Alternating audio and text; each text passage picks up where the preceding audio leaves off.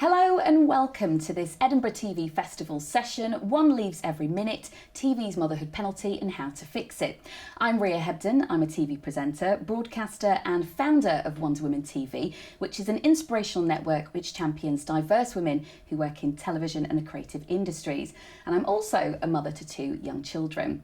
Today's event has been brought to you by the Telly Mums Network, which is an organisation which offers peer-to-peer support to women who work in TV, but they also advocate for a change to attitudes and working practices that systematically disadvantage working mums. And so as a result of this, it leads to a talent drain of women, which is hugely detrimental to the broader industry. So today I'm delighted to welcome our brilliant panel to have a solutions-focused discussion on TV's Motherhood Penalty and how to go about fixing it. Well, welcome ladies. I'd like to start with you first. We have Dr. Natalie Rayford. Natalie is a lecturer in culture, media and creative industries at King's College London. She's also a mother of two. Prior to moving into academia, Natalie worked as a senior development executive at the UK Film Council and at Granada Film. And your research centres on access to work and equality of opportunity in the creative industries. And you also look at the mechanisms that uphold inequality as well as the cultural impact of a lack of diverse creative voices.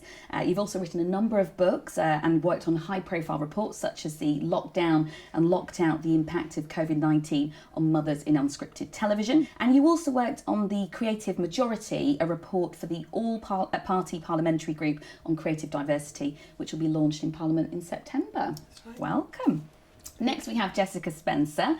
Jessica's worked in broadcast now for 20 years, starting off in specialist factual and documentaries as a producer, and more recently you're now working in Factual and Fact 10 as an edit producer.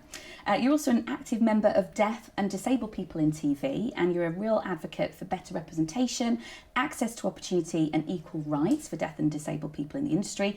You're also a mum of one, and you're passionate about seeing a change in the industry's working culture that will help make TV a healthier and safer place to work. Wonderful. Next we have Michelle James Reynolds. Michelle, you're a co-director of Share My Telly Job and Women's Officer for BECTU's Unscripted Branch Plus. You're a mother of two daughters. And you joined Share My Telly Job after a 17-year career working as a producer-director in factual and entertainment in the UK and the US. But you felt forced to leave production due to an incompatibility with your family circumstances. And you've also been very instrumental working recently on the Time project, which we'll talk about later. And then finally, we've got Sam Stewart, who's the head of production at 72 Films. You're a mother of two boys. Your career spanned over 15 years, working mainly in specialist factual and factual entertainment. Prior to joining 72 Films, you were head of production at Knickerbocker Glory TV for 10 years, which was actually ranked as Broadcast Best Place to Work for 4 years in a row. And you're passionate about shifting the industry's working culture to being more inclusive of working parents, and you encourage flexible working and job sharing across the productions that you work on. Well, welcome. I feel like we're in very good company. This isn't the first time that the Edinburgh Festival has actually done a session on motherhood and TV. In actual fact, they had a session in 1995, which led Broadcast magazine to run with the headline, "Motherhood and TV don't mix." Long collective sigh, which is just so depressing, because after all the years of conversations and all the promises and all the work that's been done, we're still seeing women who are in their mid to late 30s leave the industry in droves, right? And so let's kick off with a study which was published in February last year that found that the average age for women to leave TV is 38. So young, citing an incompatibility with family life as the number one reason for leaving. So, Natalie, if we could start with you, does the TV industry have a problem in retaining mothers? Well, yes, clearly that says it does. I thought it might be useful to start by saying that mothers work really hard to stay in the industry. It's not something where we're seeing mothers decide, oh, I've done enough TV, I'm now going to go and devote myself to being a stay-at-home mum. And there are lots of mums working in TV and really struggling to stay in work. There's young women in TV, they do want to work in TV. At the beginning, entry-level positions, it's roughly equal between men and women. But as they age, then it's the women who are leaving the workforce. But 38 is obviously kind of around the time where I think especially when children start going to school, sometimes you can manage it through the nursery years. Nursery hours are longer than school hours. If you have additional wraparound childcare, someone else picks them up from nursery, you can maybe extend it. But once they're in school, it gets increasingly difficult to work. And it's not just television, obviously, but there are aspects of working in TV that make it particularly difficult. Things like the long hours culture, a culture of presenteeism, so you have to be in the office, you have to be seen to be there, even if you haven't got any work, you've got to stay there, because that kind of shows how dedicated you are, and that's kind of a currency for kind of how good you are. And so in what ways would you say that the TV industry, it enforces this motherhood penalty on women? Well, I think it's, I like to think of it as penalties, because it's not just one point. In fact, it starts even before you have children. So this idea that women are more likely to be the ones to take time off is like self-fulfilling. So employers might start thinking about, well, who's right for this job, or who, should I promote? And even the women themselves will be thinking that role is going to be more difficult if I'm going to have children at some point, because it's a location-based role, or I have to be on set. So even before, even you may not ever have children, it's already affecting you. And then there's lots of issues around pregnancy, and despite it being a protected characteristics under the Equalities Act, we all probably know stories. I myself was made redundant when I was pregnant. So yeah, we all know stories where the employers find ways of getting around it. And then just the penalties continue, that it's not something you're allowed to talk about, so it makes it more stressful. If you have to leave to go and pick up children, you might find that you're getting some hostility, either overt or covert. So there's kind of multiple points at which there's a penalty that women might experience. And it's been estimated that in our industry, it's 50% freelance. Do you think being freelance is especially problematic for mothers? The freelance model is problematic for mothers in many ways. I mean, it's the precarity of it, of not knowing where your next job is coming from. So therefore you might take on more work than you need to, because you are afraid to turn things down. Dropping out of the industry in order to have children is very difficult when you're freelance. You may not have access to the same kind of benefits that a staff member would have, and then you might also feel that there's nothing there, no one's holding a job open for you to come back in. So whether it's like during the point of pregnancy or when you're working, being a freelancer is much more difficult. It's a very informal hiring process, a very socialised hiring process in the creative industries, where people get jobs through who they know rather than there being a job advert. And as we've heard, it's often a very accelerated process of fast turnarounds and need for people to be hired straight away, which again, that's very difficult for anyone who has to arrange childcare. But it also means that there's no formalised HR process. So if you want to complain, because some of this stuff is actually illegal under the Equalities Act, right? But if you want to complain, there's no one to go to. And as a freelancer, you're not in-house, so you don't have those structures of recourse to go and make your problems known and seek some kind of redress to them. I know you've been working as part of the research team along with the University of Nottingham and the Telly Mums Network, as well as Share My Telly Job, on a study called Lockdown and Locked Out. Can you tell us about some of the key findings that came out of that?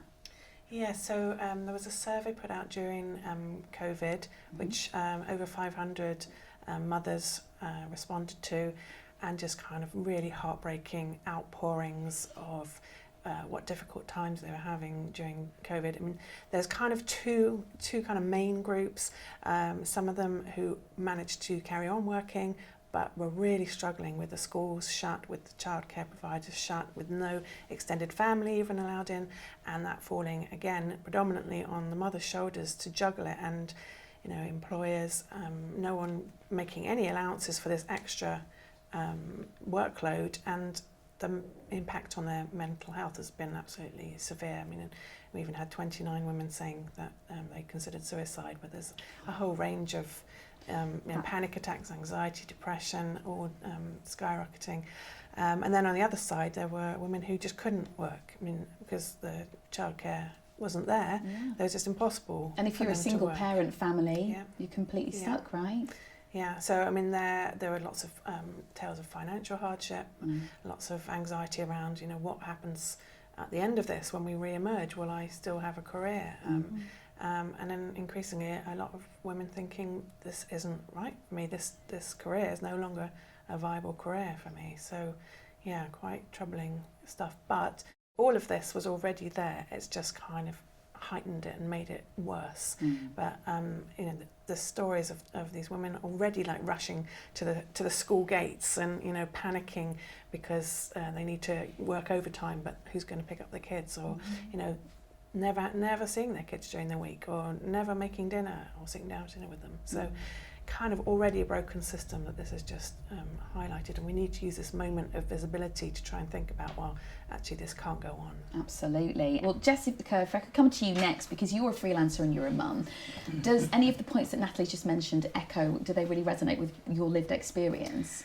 Yeah, sadly they really do. Being a mum in TV is really tough, and I think for those of us that are also at other intersections, I'm a disabled mum, there are so many barriers to overcome before I can even get to sitting down and doing my job.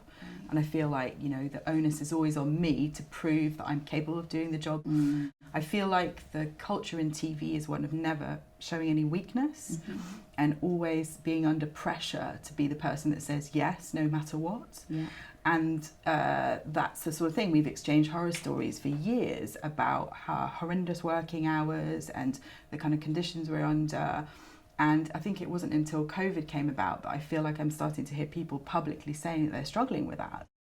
Feels like overworking has been a badge of honour for us all for far too long. And as a disabled mum, I don't feel like I can be the one that says, hey, you know, this 70-hour working week, that's not really working for me. I have a child, I have a chronic illness. And anyway, how is it sustainable to anyone, for anyone?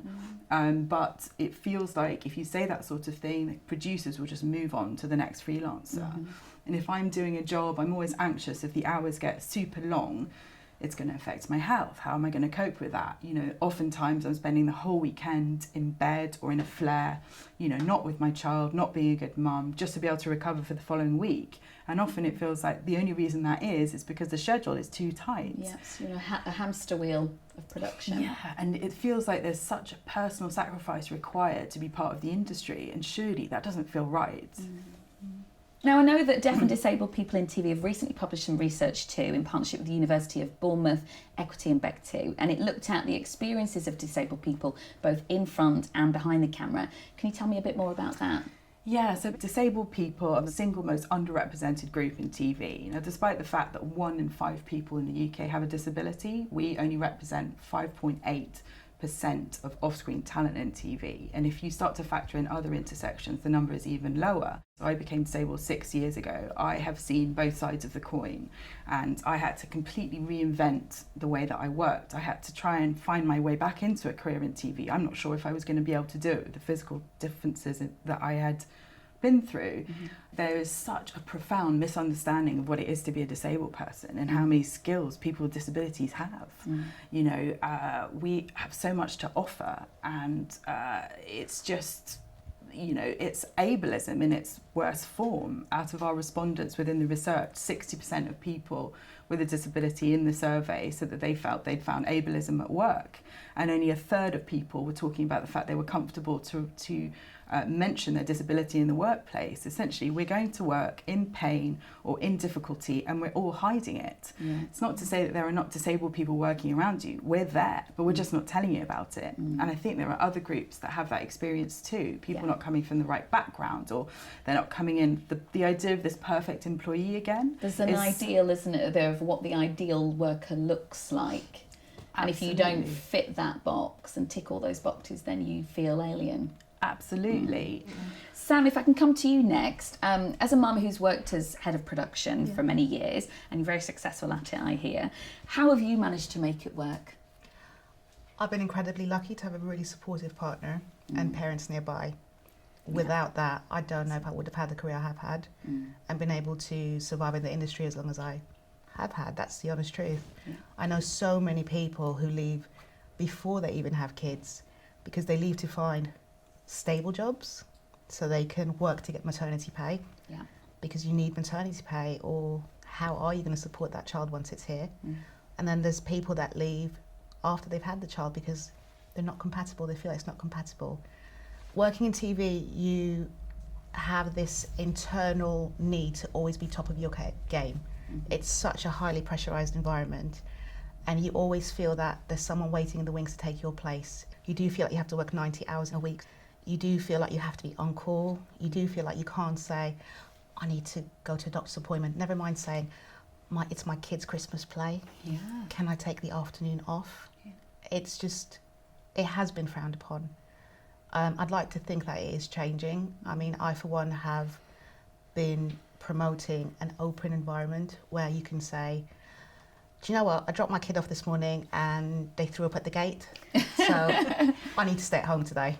Yeah. But I'll work as much as I can whilst I'm trying to juggle, and whatever I don't get done, I'll try and catch up with tonight, or my work will be done. We need to encourage a culture of trust with our employees.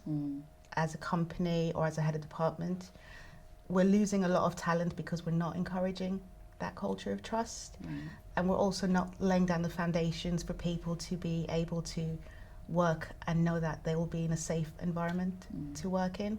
And what do you think the broadcasters could do to help the indies, you know, as the employers, to help attract and retain working mums? It'd be great if we had longer lead up times when crewing up. It would give mums the chance to A, apply, and B, put the childcare in place for a role to start in a few months. It'd be even better if we could have more flexibility in the schedules, expecting us to turn programs around within a matter of weeks rather than months or even a year makes all the difference to a working mum. And it'd be amazing if we could get funding put towards funding childcare. If we could set up childcare schemes within our indies funded by the broadcasters to just help those mums come in and do what they're really good at other than being a parent, just doing their job. Again, it comes back to trust. Some of our best talent are our most experienced talent. So when they want to have children and they want to come back, we need to trust that they're just as good, if not better, than before they went off on maternity leave. I mean, as a mum, I think I'm probably more productive now than I was when I was in my 20s without kids, because I know I need to be home by a certain time. And when I get home, I need to switch off because my boys need me. So I will go through my day and just hit those targets so I don't have to carry on. And I'm not saying it's a perfect world where it happens for me every time. But you get it done. But I get it done. And if I do have to work, it means that something extraordinary has happened which needs my attention. And I've been really fortunate to be supported in both companies that I've been head of production in, to work in that way. And I just wish that more companies would take that lead and be as supportive. I mean, there's been a lot of talk in the industry over the past couple of months around the production crisis and lack of production managers, because traditionally those roles would be taken up by women. What are your thoughts on that? I think that production crisis isn't new. It's always been there. It's just that the pandemic has really brought it to the forefront of everyone's minds.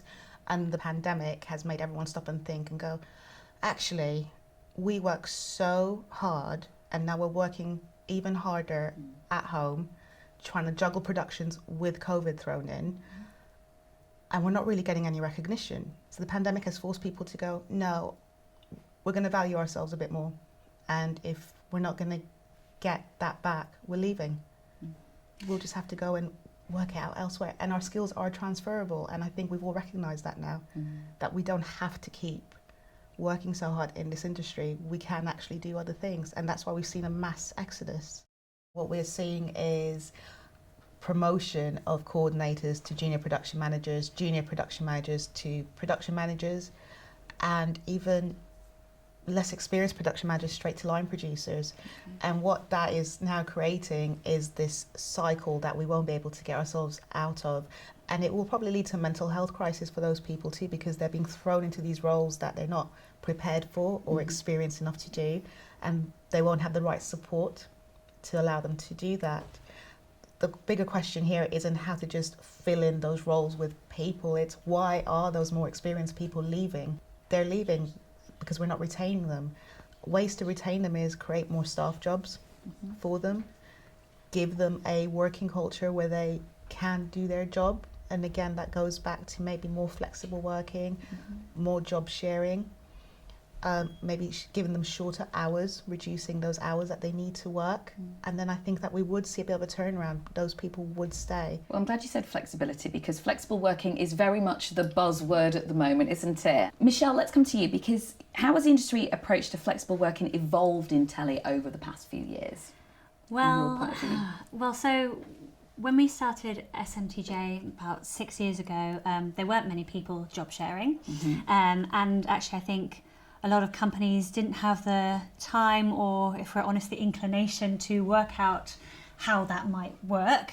That is changing. You know, we have case studies now of people job sharing, coordinators, heads of productions, execs, SPs, in lots of different roles, which is great. However, we are still getting people coming to us saying, you know, I've asked if I can job share and they've said no, and you know, or having to really convince their boss that, you know, could they job share. I think what's really important to say is that, you know, although TV has very much they've had to embrace this working from home, it's not the same as a well thought out, designed, flexible working plan. You know, it was a reaction to the pandemic. So there's still a way to go before we kind of reach a way where we can be open to all sorts of different kinds of flexible working options. And can you tell us a little bit more about this Time project that you've been working on, because it sounds very exciting? It is exciting. So the Time project came out of the work that we're doing, looking at different ways of working, and also our whole reason of being is to make the industry more sustainable and more inclusive. So it's a way for people working in TV and film in the UK to input their working hours in a web-based app. Okay. And from there we're beginning to sort of see trends coming out of how people are working. I think talking about 90-hour weeks, I think the average working week is just over 50 hours a week for people in telly, but people are logging 90-hour weeks. People are logging 23-hour working days, you know, and obviously that is not sustainable, and it's talking about exclusionary, it's exclusionary to a lot of people, including mums. Yeah, well, how do you have a life outside of work, right? You don't. You can't hardly sleep outside of work, let alone have a life. And you know, and again, there's no childcare facility that can deal with a 23-hour day, right? Goodness me. Well, I'm glad you touched on childcare, because it's something that affects all of us. I'm literally in the midst of trying to sort out my childcare for the next 6 months. We were meant to have Charlotte Riley here today from Wonderworks. Unfortunately, she's not been able to join us. You know, it's important for us to talk about this because obviously it's such a big deal. In Britain, we are one of the most expensive countries in the world for childcare. The average cost of one child in full-time nursery is around 13 grand a year. If you're lucky enough to be able to afford a nanny, you're looking at costs of up to 40 grand a year.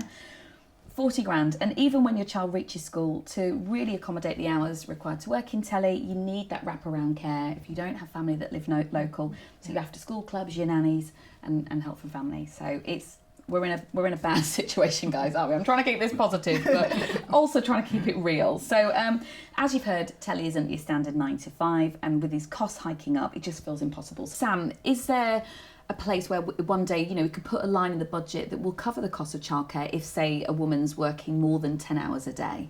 Absolutely. I mean, those conversations are just another point to discuss with broadcasters and streamers. It would increase the production's productivity if there was a line in the budget, so you know that mum has support to have her child taken care of. And then it'll probably reduce the probability of that budget overrunning or overspending. So in a way, you could look at it as a saving.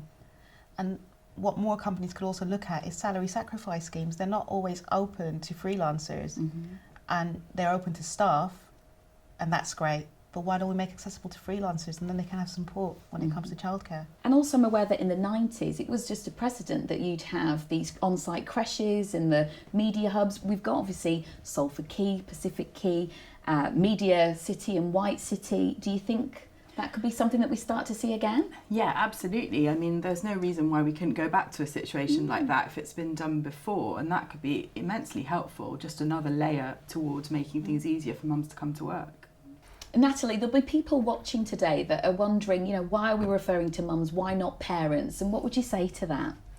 we'd love to be talking about parents. We'd love to see this as a situation that dads were being equally affected by. It might actually help move the needle a bit, yeah. But unfortunately, certainly the survey data, which is like very up to date, showed that during the pandemic, it was mostly mums taking on this responsibility, even when they were earning more, even when they were working more hours. So it's still very gendered. And so if we had to just give one example of how we could fix the motherhood penalty, what would you say? Jessica?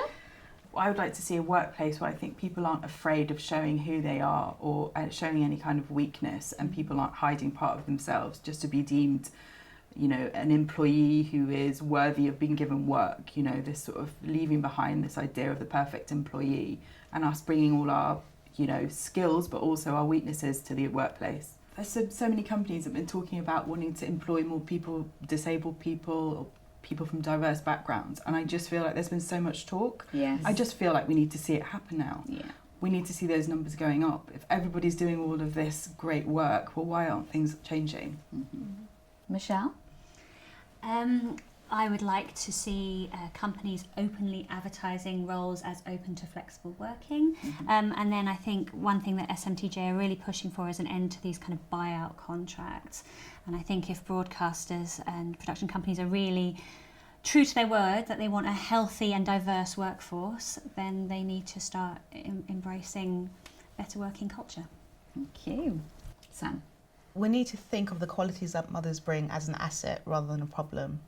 We need to restructure the way we work to accommodate what mums can bring to the industry, their experience. So we need to move towards job sharing to maintain that talent within the industry, and we need to keep working from home wherever we can and just make that our new culture. No one works in TV because it's a job. We do all love what we do, that's why we're here. And we don't actually want to go, we just feel like we have to go. Being a parent adds to the stories. It makes it a better programme, right? That life experience. Precisely. And Natalie? We need broadcasters to stop passing the buck and to take responsibility for everyone that they're commissioning. What we do need is to look at things like reducing the hours, so part-time work, job sharing. That's much more effective, because otherwise you're just asking people to work round the clock, to do your 50-hour week plus doing all the hours you have to do to look after your children as well. So television jobs were designed around a male lifestyle, or a man with no other responsibilities. In fact, normally with somebody else who can take those responsibilities. So even when men have children, they tend to do better in the workforce, and this isn't just television, because it's assumed that they now have someone at home who's going to not only look after the children, but is going to get the groceries, arrange for a new fridge to be delivered and all that stuff. So, you know, jobs are designed around the idea that somebody else is doing all of that stuff, and that's not sustainable in this day and age. We need to change that. So it's a question of taking this moment to say, let's redesign everything and, look at what doesn't work and try to find different solutions.